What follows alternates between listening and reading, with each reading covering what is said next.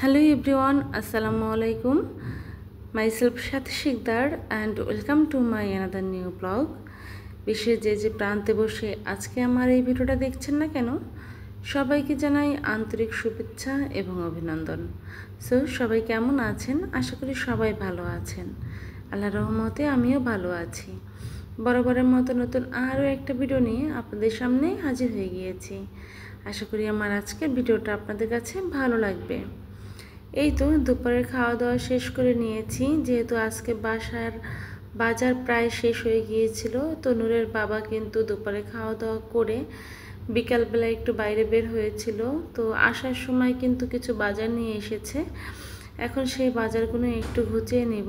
তো যেহেতু অনেক বাজারে নিয়ে এসেছে, তো ভাবলাম যে সেটা আপনাদের সাথে একটু শেয়ার করি কী নিয়ে এসেছে। এবার কিন্তু কোরবানিতে আমরা কিন্তু ঢাকাতেই ছিলাম, যেহেতু বাড়িতে যাইনি। তো ঢাকাতেই রান্নাবান্না খাওয়া দাওয়া করেছি। আর একটা মানুষ কিন্তু পরিজন থেকে দূরে থাকাটা অনেক বেশি কষ্টকর, যেহেতু কোরবানির একটা সময় মা বাবা সবাইকে ছেড়ে দূরে থাকাটা কিন্তু সবচেয়ে বেশি কষ্ট দেয়। তো যাই হোক, মেয়েদের জীবনটা কিন্তু এরকমই, তাদেরকে কিন্তু মা বাবাদের ছেড়েই তারপর থাকতে হয়। কারণ বিয়ের পর কিন্তু মেয়েরা আর বাবা মার থাকে না, তারা কিন্তু সম্পূর্ণটাই হাজব্যান্ডের আয়ত্তে চলে যায়, আর তার মতোই তাকে চলতে হয়। তো যাই হোক, এখানে বাজারগুলো আমি গুছিয়ে নিয়েছি। আর এরপরে কিন্তু আমি চলে এসেছিলাম ব্যালকনিতে। তো ব্যালকনিতে এসে দেখলাম যে গাছগুলো কিন্তু একেবারে মলিন হয়ে গিয়েছে, যেহেতু কিছু গাছ আমি গতকাল রিপোর্টিং করেছিলাম। তো গাছগুলোতে পানি দিতে হবে, ভাবলাম এখন একটু পানি দিয়ে দেই। তো আগের বাসা থেকে আসার সময় আমি কিন্তু সব গাছ নিয়ে আসিনি, যে কয়টা ফুলের টব ছিল ওই কয়টা গাছই আমি কিন্তু এই নতুন বাসায় নিয়ে এসেছি। তো যাই হোক, ভাগ্যক্রমে কিন্তু আমাদের এই বাসাটাও আমাকে ছাড়তে হবে। তো কেন ছাড়তে হবে, কিসের জন্য ছাড়তে হবে, তা তো অবশ্যই আপনাদের সাথে শেয়ার করব।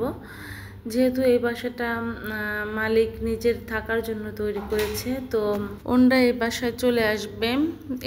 এই কারণেই আসলে আমাদের বাসাটা ছাড়তে হবে, যেহেতু ওনরা আমাদেরকে কিন্তু অর্নিংও দেয়নি যে বাসা ছাড়ার জন্য। নূরের বাবা গিয়েছিল এসি লাগাবে রুমে, তো সেটা বলার জন্য। সেই সুবাদে তারা বলেছে যে তাদের বাসাটা আসলে ছাড়তে হবে, কারণ তার ওয়াইফ বাচ্চারা সবাই গ্রামে থাকে, ওখান থেকে তাদেরকে নিয়ে আসবে এখানে। তো সেই সুবাদে আমরা নতুন একটা বাসাও দেখেছি, তো সেটাও আজকে আপনাদের সাথে শেয়ার করব। তো যাই হোক, এদিকে কিন্তু নূর রুমটা খুব এলোমেলো করেছিল, তো সেটা একটু গুছিয়ে নিলাম।